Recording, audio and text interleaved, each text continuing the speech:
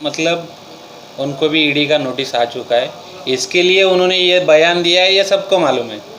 मंदिरों में आरती हो रही है और मस्जिदों में पहले से ही अजान हो रही है, ये आज कल चालू नहीं हुआ है। ये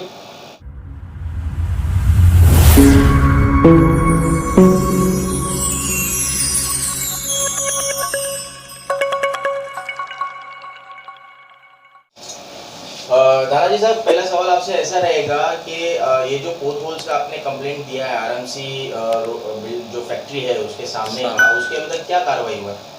अभी तक कुछ कार्रवाई नहीं हुआ है उस पर। मैंने पहले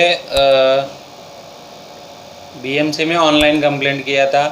अभी बीएमसी डिजिटल हो गई है, ऑनलाइन कंप्लेंट मांग रही है, लेकिन उस पर सोल्यूशन नहीं निकल रहा है। उसके बाद हमने हमारे लेटर हेड पे कंप्लेंट किया, उसका डिस्पैच कॉपी भी है ये सामने आपके, उस पर भी कुछ कार्रवाई नहीं हुई।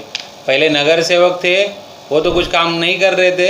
अभी प्रशासन बीएमसी में आ गया है, लेकिन वो भी कुछ काम नहीं हो रहा है। डिजिटली भी नहीं हो रहा है और मैन्युअली भी जो पहले हो रहा था वैसे भी नहीं हो रहा है।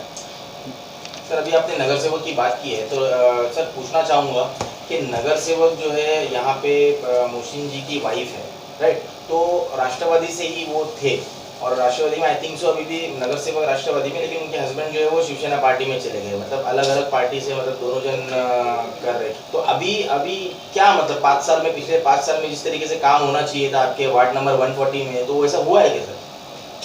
पिछले जो 5 साल में काम होना चाहिए था, नवाब भाई ने एक आस लेके उनको टिकट दिया, हमारे पार्टी से चुन के आए, फिर वो दूसरे जगह गए, उनका हमको कुछ बोलने का नहीं है। लेकिन जो काम होना चाहिए था ये पूरा नवाब भाई के फंड से हुआ है, केना मार्केट से लेके पूरा 5 नल तक। और ये खाली बैनर लगाने का काम करते हैं, फंड दूसरे का, बैनर इनका।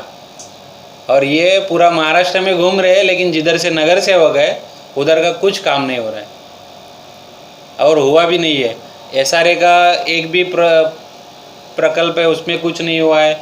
खाली अभी चुनाव आने वाले थे, इसके लिए उन्होंने गली का काम, इसका काम, वो थोड़ा बहुत काम किया, वो भी फंड दूसरे का, बैनर इनका आज भी। तो सुनने में ऐसा भी आया है कि मतलब बहुत सारी गाड़ियां भी उन्होंने ले ली है, तो उस बारे में क्या? वो उन्होंने मतलब दिखा दिया कि लोगों का बिना काम किए नगर सेवक क्या कर सकता है। वो काम तो नहीं किया लोगों का, जितना गाड़ियों का खर्चा किया उतना अगर लोगों पे खर्चा करते तो मतलब लोग उनको सर पे चढ़ा देते। सर, अभी आप जो एक युवा नेता हो मुंबई से, एनसीपी से, तो आप अपने नज़रिए से जो है गवंडी के वार्ड नंबर 140 में आप कैसे तरीके की विकास और किस तरीके का काम जो है आप मतलब सोच रहे हो कि होना चाहिए था? नाली, गटर और उसके बाद में पानी और जो भी अन्य चीज़ें हैं जो यहाँ के लोगों की रोज़ की ज़रूरतमंद की चीज़ें हैं, उसके ऊपर आपका मतलब क्या थॉट क्या है, कैसे काम होना चाहिए? देखिए, इधर हमारे युवाओं को जो गवंडी का मतलब, मैं मेरा एक्सपीरियंस बताना चाहूँगा कि गवंडी का नाम अगर आप बाहर जाओगे किधर इंटरव्यू में, तो ऐसा इमेज बन जाता है कि उधर के लोग झगड़ा करने वाले हैं या मतलब नशा करने वाले हैं। ये बाहर का मतलब सिनारियो है। मैं खुद एक इंजीनियर हूँ, मैकेनिकल इंजीनियर हूँ, लेकिन मैं जब भी इंटरव्यू में गया था, मैं पैदा इधर ही हुआ, मैं जब इंटरव्यू के लिए गया तो गोवंडी का नाम, एड्रेस सुन के लोग जॉब देने के लिए तो हिचकिचाते हैं। तो ये मैं पूरा मिटाना चाहता हूँ, क्योंकि इधर भी लोग जो पढ़े लिखे नौजवान हैं, उनको रोज़गार मिलना चाहिए। ये गोवंडी का जो नाम खराब हुआ है मतलब नशा के इसमें, ये और ये पीछे के नगर सेवक ने 5 साल में उनको करना चाहिए था, उन्होंने वो नहीं किया। वो बड़ी बड़ी गाड़ियाँ लेके पूरे महाराष्ट्र में पूरे इधर घूम रहे, लेकिन अपने वार्ड में कुछ काम नहीं किया उन्होंने। सर, देखा गया है कि कल आपका जन्मदिन था और आज पहला दिन है, आप ऑफिस में आए हो, तो मतलब आज क्या मतलब प्रक्रिया क्या रही है, किस तरीके से आपने काम का आगे लेके सोचा हुआ है? क्योंकि इलेक्शंस को तो, नगर सेवक के इलेक्शन को तो अभी काफ़ी टाइम है, लेकिन अब जो है इस गैप में आप क्या करने वाले हो सर? देखो, हमारे जो कार्यकर्ता है और डेली का हमारा रूटीन चालू है, हम काम कर रहे हैं। हमको नगर सेवक बनना है, इसके लिए काम नहीं कर रहे। लोगों के जो भी प्रॉब्लम्स रहेंगे, जो भी वो हम उसके ऊपर आवाज़ उठाते रहेंगे और हम जो लोगों का प्रश्न है वो काम उस पर करते रहेंगे। सर इसके अलावा आप राष्ट्रवादी पार्टी से जो नवाब मलिक साहब है उनको 14 दिन की जो है जेसी और दे दी गई है, 18 अप्रैल तक दे दी गई है, तो आप क्या बोलना चाहोगे, प्रशासन से क्या मांग करना चाहोगे एज अ राष्ट्रवादी एक युवा नेता के तौर पे?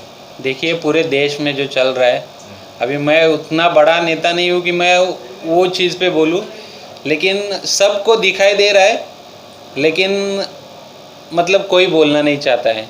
जो बोलेगा उसका हाल क्या होगा आपको भी मालूम है। ये सब चीज़ें हो रही है देश में, लेकिन इसका अंत भी जल्दी हो जाएगा। कल भी हमारे राष्ट्रीय अध्यक्ष है शरद पवार साहब, उनके घर पे लोग गए। मतलब देश में जो माहौल चल रहा है वो पूरा गलत जा रहा है।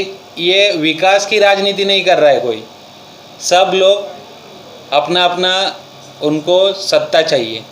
सर अभी कुछ दिनों पहले जो है राज साहब ठाकरे उन्होंने अजान को लेके कुछ बयान दिया था कि अजान जो है अगर लाउड स्पीकर में दी जाएगी तो वही मस्जिद के सामने दुगनी आवाज़ में वो हनुमान चालीसा बजाएंगे। इस उनके स्टेटमेंट पे आप क्या कहना चाहोगे? ये देखिए मतलब उनको भी ईडी का नोटिस आ चुका है, इसके लिए उन्होंने ये बयान दिया है, ये सबको मालूम है।